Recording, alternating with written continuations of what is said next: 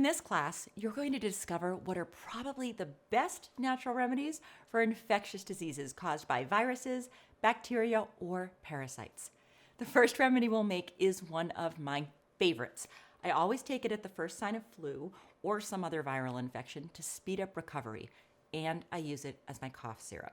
It's called the Amish flu syrup, and it's very easy to make, just using common ingredients you probably already have at home. I always use it for coughs and sore throats. It is my go-to cough syrup. I'm going to cut this recipe in half, so I'm going to slice 2 lemons and 1 onion and place them on top of each other in alternating layers inside a glass jar. Then I'll put half a pint of raw honey on top, and once it's settled, I'll put 1.5 tablespoons of dried peppermint and half a pint of blackberry brandy over it, making sure there's a little room left in the jar. I also like to add a little peppermint schnapps or something along those lines, just a little. Okay, let's cook. So first we're gonna slice our lemon, and we're putting this and the onion in alternating layers in the jar. And you can follow the recipe, or you can just eyeball this until the alternating layers are at the top, leaving some room for your raw honey. All right, here's our onions. I like to make sure that they separate so that there's more surface area and more room for everything to go in. Okay, next are some more lemons. Then some more onions. Push it down, and probably can get a little more lemon in this one.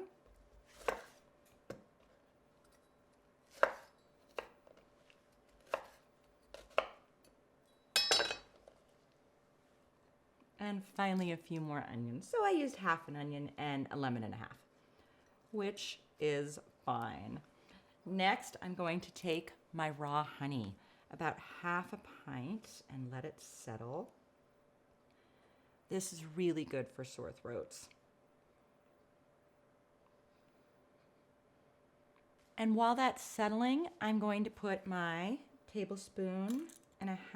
This time I'm only going to use a tablespoon because I didn't quite put as much in as I was going to originally, of my dried peppermint. You can use fresh leaves as well. A little sprig of my peppermint schnapps. You don't have to add this. I just like the flavor it gives.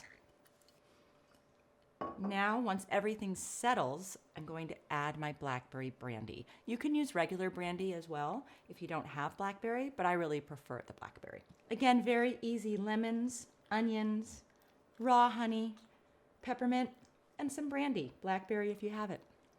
And you are going to love this cough syrup. It doesn't taste oniony when it's done. Your kids are going to love this cough syrup too. First time I made it, I thought it was going to taste very oniony. All of that goes away.